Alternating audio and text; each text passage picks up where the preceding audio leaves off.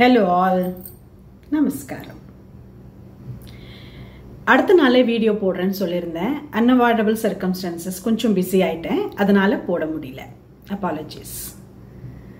Financial freedom பற்றி பேசிட்டு இருந்தோம். அதர் ஆங்கிள் பற்றி சொல்கிறேன்னு சொன்னேன்.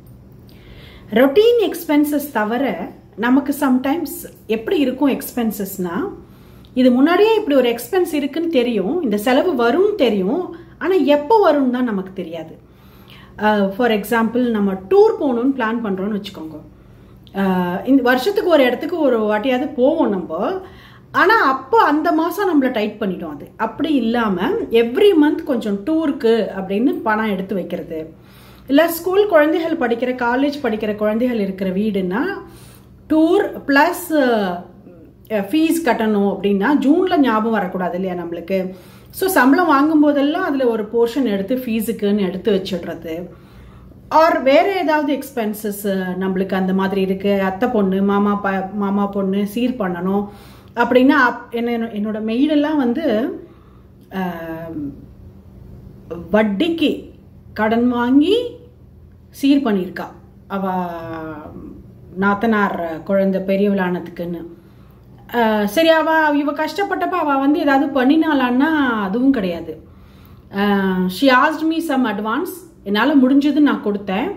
பட் அவளோட பட்ஜெட் பெருசாக இருக்குது. இத்தனை நகை பண்ணணும், இத்தனை சீர் 21 தட்டு வைக்கணும், ஏதோ 31 தட்டு வைக்கணும், என்னென்னமோ பண்ணணும். பட் கையில் ஒரு பைசா இல்லை, ஹஸ்பண்ட் ஒரு பைசா சேர்த்து வைக்கல.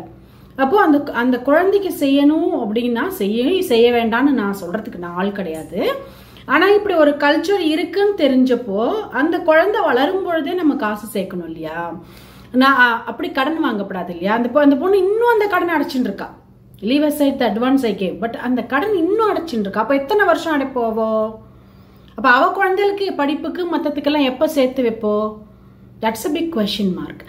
அந்த மாதிரி நம்மள நிறைய பேர் பிளானிங் இல்லாமல் எக்ஸ்பென்சஸ் வரும்பொழுது அதை ஃபேஸ் பண்ண முடியாமல் நம்ம கடன் ஆயிடுறோம். அதை கொஞ்சம் பார்த்துட்டாக்கா நமக்கு ஃபினான்ஷியல் ஃப்ரீடம் இருக்கும். இது எல்லாமே பெண்கள் மட்டும்தான் பண்ணணுமா, இதெல்லாம் ஆண்கள் வேலை இல்லையா அப்படின்னு யாரான்னு கேட்டால் இது 2 பேரோட வேலையும் தான். ஆனால் அதில் நம்ம கொஞ்சம் எக்ஸ்பர்ட்டாக இருந்தோம் அப்படின்னா, நம்ம கொஞ்சம் பெட்டர் ஹோல்டில் இருந்தோம் அப்படின்னா நமக்கும் நல்லது, நம்ம ஃபேமிலிக்கும் நல்லதுன்னு நான் ஃபீல் பண்ணுவேன். என் ஹஸ்பண்டுக்கு தான் எல்லாமே தெரியும், அவர் எதில் எவ்வளோ இன்வெஸ்ட் பண்ணியிருக்காருன்னு கூட எனக்கு தெரியாதுன்னு சொல்கிற நிறைய ஒய்ஃப்ஸ் எனக்கு தெரியும். என்னோட ஃப்ரெண்ட்ஸில் அந்த மாதிரி நிறைய பேர் இருக்கா. அது எந்த அளவுக்கு கரெக்டுங்கிறத அவா என்ன ஓட்டத்துக்கே நான் விட்டுடுறேன். என்ன கேட்டால்னாக்கா தட்ஸ் நாட் கரெக்ட். என் ஒய்ஃபுக்கு தான் எல்லாம் தெரியும், எனக்கு எதுவும் தெரியாதுன்னு சொல்கிறதோ, என் ஹஸ்பண்டுக்கு தான் எல்லாம் தெரியும், எனக்கு எதுவும் தெரியாதுன்னு சொல்கிறதோ, அவருக்கு எவ்வளோ சம்பளம்னு கூட எனக்கு தெரியாதுன்னு சொல்கிறதோ, எந்த அளவுக்கு ஹெல்தி ஃபேமிலி ஸ்ட்ரக்சருங்கிறது அவளோட மனசாட்சிக்கே நம்ம விட்டுடணும். ஏன்னா பொறத்தியார் குடும்பத்தை பற்றி கமெண்ட் பண்ணுறதுக்கு நம்ம ஆள் இல்லை இல்லையா. அந்த மாதிரி இப்போது ஃபினான்ஷியல் ஃப்ரீடம் ஒரு பெண்ணுக்கு முழுமையாக கிடைக்கணும் அப்படின்னா குடும்பத்தினுடைய ஒத்துழைப்பும் நமக்கு வேணும். இப்போ இதெல்லாம் இருக்குது, இந்த பொண்ணுக்கு இதெல்லாம் வச்சுட்டு இருக்கா, இதெல்லாம் எடுத்துட்டு போகிறா, அவளால் பண்ண முடியறது, அவளுக்கு கெப்பாசிட்டி இருக்குது அப்படின்னா கூட அந்த குடும்பம் ஒத்துழைச்சு அவள் கையில் கொடுக்கணும். 99% எல்லா ஃபேமிலிஸும் கொடுத்துரும். பட் ஏதாவது அன்னெசரியில் எக்ஸ்பெண்டிச்சர்ஸ் பண்ணுற ஃபேமிலிஸ்க்கு அது மனசு வராது.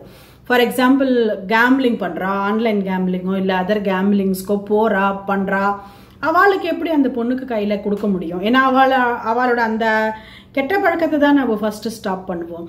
இல்லை ஆல்கஹால் அடிக்ஷன் இருக்குது, அதில் போகிறா, இல்லை ஸ்மோக்கிங் அடிக்ஷன் இருக்குது, அதில் போகிறா, இல்லை வேறு அடிக்ஷன்ஸ் இருக்குது, வேறு விஷயங்களுக்கு போகிறா, அதில் பணம் ஸ்பெண்ட் ஆகுதுன்னா அந்த குடும்பங்களில் பெண்களுக்கு கம்ப்ளீட்டாக உரிமை கொடுக்கறதுக்கு பிரச்சனை தான் இருக்கும். ஏன்னா கொடுத்துட்டாக்கா இவாளுக்கு அந்த பேட் ஹேபிட் கண்டினியூ பண்ண முடியாதுங்கிற பிரச்சனை இருக்கும்.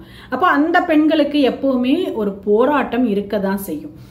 அந்த மாதிரி சமயங்களில் ஐ பர்சனலி ஃபீல் அம்மா side family, husband side family 2 பேரும் அந்த பொண்ணுக்காக நின்னா மட்டும்தான் அவளால் ஜெயிக்க முடியும். ஒத்தையாக பெருசாக ரொம்ப கஷ்டம் குடும்பத்தை ஜெயிச்சு முன்னுக்கு கொண்டு வந்து குழந்தைகளை வளர்த்து எல்லாம் அவ்வளோ கம்ஃபர்டபுளாக பண்ணிட முடியுமான்னா தெரியல.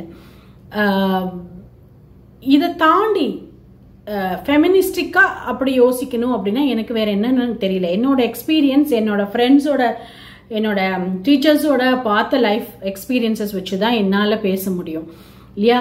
ஸோ இதுதான் என்னுடைய understanding about financial freedom. The other day I spoke a video. அதில் வந்து பெண்கள் வந்து ஹஸ்பண்ட் இறந்து போயிட்டாக்கா இதெல்லாம் பண்ணக்கூடாதுன்னு ஒரு இது என்ன கான்ஸ்டியூஷனில் இருக்கா, இந்த மாதிரி ஏதானு எம்எல்ஏ சொன்னாரா எம்பி சொன்னாரா, நம்ம மனுஷா தான் சொல்லிட்டு இருந்துருக்கா அப்படின்னு நான் ஒரு வார்த்தை சொன்னேன். அது வந்து என்னுடைய ஃபேமிலியிலேயே ஒருத்தர் 2 பேர் சொன்னா, நீ அப்படி யோசிக்கிறவளே கிடையாதே, நீ ஏன் அப்படி பேசின, கான்ஸ்டியூஷன்ல இருக்கணுமா, நம்மளுடைய கலாச்சாரத்தில் நம்மளுடைய ட்ரெடிஷனில் நம்மளுடைய பழக்க வழக்கங்களில் இருந்தால் நம்ம ஃபாலோ பண்ண மாட்டோமா, நீ ஃபாலோ பண்ணுறது இல்லையா, நீ ஆச்சாரம் எல்லாம் பார்க்கறது இல்லையா அப்படின்னு. நான் நிச்சயமாக என்னால் முடிஞ்ச அளவுக்கு எனக்கு தெரிஞ்ச அளவுக்கு ஆச்சாரம் பார்க்கணுங்கிறது எனக்கு ரொம்ப பிடிச்சு பண்ணுவேன். ஏன்னா எங்கள் பாட்டி பண்ணி நான் பார்த்துருக்கேன். பாட்டி கடைசி வரைக்கும் லாஸ்ட் ஸ்டேஜில் தான் சிக்கானா, ஆனால் அவள் ஹெல்த்தியாக இருந்தா. ஜுரம் ஜலதோஷம் உடம்பு சரியில்லை இது பண்ணுறது அது பண்ணுறதுன்னு படுத்தே பார்த்ததில்லை. அந்த மாதிரி நிறைய பேர் இந்த மடி ஆச்சாரம் பார்க்குறவா கடைசி வரைக்குமே அவள் லைஃப் ஸ்பேன் ஹெல்த்தியாக இருந்து நான் பார்த்தேன். எனக்கு அந்த மாதிரி யார் மேலேயும் டிபெண்ட் ஆகாமல் லைஃப்பை ஹெல்த்தியாக ஓட்டணும் அப்படின்னா ஆச்சாரம் கொஞ்சம் கொஞ்சமாவது பார்த்து நம்ம உடம்ப வளைச்சுண்டு எச்சலிட்டு இது அதெல்லாம் பண்ணி 10 கித்தெல்லாம் பார்த்து பண்ணினா பெட்டராக இருக்குங்கிறது என்னோட ஃபீலிங். நான் பார்க்குறேன் தான், அதெல்லாம் இல்லைன்னு சொல்லலை. ஆனால் நான் அன்னைக்கு என்ன மீன் பண்ணேன் அப்படின்னா, 50 வருஷம் முன்னாடி இருந்த பெண்களுக்கு கணவனை இழந்த பெண்களுக்கு இருந்த அடிமைத்தனம், அந்த கஷ்டங்கள் இன்னைக்கு இல்லை. நிறைய பேருக்கு ஸ்வீட் சாப்பிடக்கூடாதுன்னு கூட ரூல்ஸ் இருந்திருக்கு. இன்னைக்கு அதெல்லாம் இல்லை. இன்னைக்கு எல்லாரும் சகஜமா இருக்கா. இன்னைக்கு நிறைய குடும்பங்கள்ல அதையும் நான் ஒத்துக்கணும், அவ ஃபீல் பண்ணிட போறாளேங்கிறதுக்காகவே வேற மாதிரி சொல்றவாளும் இருக்கா. இப்போ என்னுடைய ஃபார் எக்ஸாம்பிள் சொல்றேன், நான் என்னன்னா நாளில் என்னோட மனசுக்கு எனக்கு வந்து நம்பிக்கை என்னன்னா, கணவனை இழந்துட்டா இவ வந்து என் குழந்தைகளுக்கு ஆசீர்வாதம் பண்ணினாக்கா அது வந்து எந்த அளவுக்கு கரெக்டு அப்படின்னு நான் யோசிக்கிறேன்னு வச்சுக்கோங்களேன். அது வந்து எப்படி நான் யோசிக்கிறது கரெக்டா தப்பாங்கிறது என்னோட மனசை பொறுத்தது. அது இன்னொருத்தர் வந்து குறை சொல்ல முடியாது. அது எனக்கு மாத்திக்கணும்னா நான் மாத்திப்பேன். நான் இல்லை, ஒரு எக்ஸாம்பிளுக்கு. அப்போ அதை வலிக்காம சொல்றதுங்கிற ஒரு பிராக்டிஸும் நம்ம சொசைட்டில நிறைய இடங்கள்ல நிச்சயமா இருக்க தான் செய்யறது. அவங்களுக்கு தேவையானது அங்கேயே கொண்டு வந்து கொடுக்கறது நான் நிறைய இடங்கள்ல பார்த்துருக்கேன். எல்லாரும் அங்கே முன்னாடி வந்து பிளவுஸ் பிட்டு அது இதெல்லாம் வாங்கிக்காம இவா இருக்கிற இடத்துக்கே கொண்டு வந்து ஏதோ ஒரு பட்சணமோ ஏதோ வேற ஏதோ கொடுக்கறது, அந்த மாதிரிலாம் பண்ணியிருக்கா. அதெல்லாம் கரெக்டா இன்க்ளூசிவா இருக்க வேண்டாமான்னா கரெக்ட் தான். ஆனா அவளுடைய நம்பிக்கை அப்படி அதை உடைச்சி இது தப்பு இது கரெக்டுன்னு சொல்றதுக்கு இன்னொரு ஜென்ரேஷன் ஆகும். என்னதான் ஆமா இல்லைன்னு சொன்னா கூட இந்த காலத்து குழந்தைகள் இந்த ஜென்ரேஷன் இதுல எதுவுமே ஃபாலோ பண்ணாதுங்கிறது ஒரு சந்தோஷமான விஷயம். ஓகே, ஸோ நான் அதை தான் மீன் பண்ணினேன். எங்கள் ஆத்துலேயே நிறைய பேர் சொன்னா, நீ உன்னுடைய வாழ்க்கை முறைக்கு ஆப்போசிட்டாக பேசின மாதிரி இருந்ததுடி அப்படின்னு. ஆப்போசிட்டாக பேசலை. ஆனால் அது நான் என்ன புரிய வைக்க முயற்சி பண்ணினேன் அப்படின்னா, ஆதி காலத்தில் நமக்கு முகல்ஸ் இஸ்லாமிக் இன்வேஷன்ஸ்க்கு முன்னாடி நான் படித்த ஹிஸ்ட்ரியில் பெண்களுக்கு இருந்த பவர், பெண்களுக்கு இருந்த எம்பவர்மெண்ட், சுதந்திரத்தில் பாதிக்கு பாதி கூட நம்ம சுதந்திரம் அடைஞ்சு இன்னும் நம்மளுக்கு வரல. அதில் நிறைய விஷயங்கள்ல நான் பெண்களே காரணம்னு கூட சொல்லுவேன்.